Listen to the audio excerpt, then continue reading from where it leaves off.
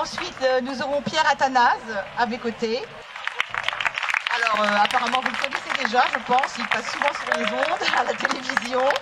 Alors, président de Action Nature Rivaldine France. Et maintenant, président de l'AOC, qui est l'Alliance des opposants à la chasse, qui fait suite au collectif du 21 septembre pour sortir de la chasse et du piégeage. Alors, le collectif était uniquement un collectif. L'AOC, maintenant, ce sera une association pleine et entière.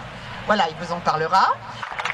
Je voudrais juste souligner que c'est vraiment à l'initiative de Muriel et de On Voice que cette manifestation a lieu. Elle nous a contactés, mais c'est elle qui en a eu l'idée au début, tout de suite après la démission de Nicolas Hulot, avec le scandale qu'on connaît, avec le lobbyiste de la chasse.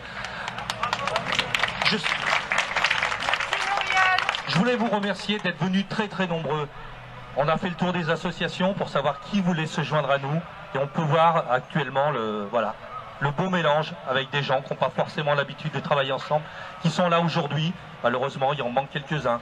Des gens qui se disent non, on ne peut pas se prononcer contre la chasse, il faut se prononcer contre les abus de la chasse. La chasse en France, c'est 45 millions d'animaux tués chaque année.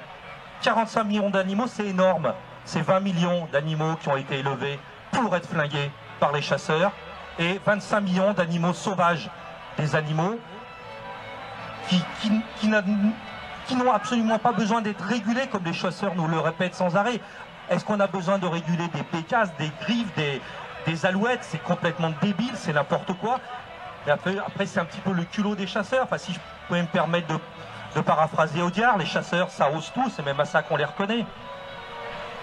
Donc voilà, on est là aujourd'hui parce que je pense que ça ne sert plus à rien d'aller dans les cabinets ministériels, d'aller rencontrer ces gens-là qui de toute façon nous baladent depuis des années et des années.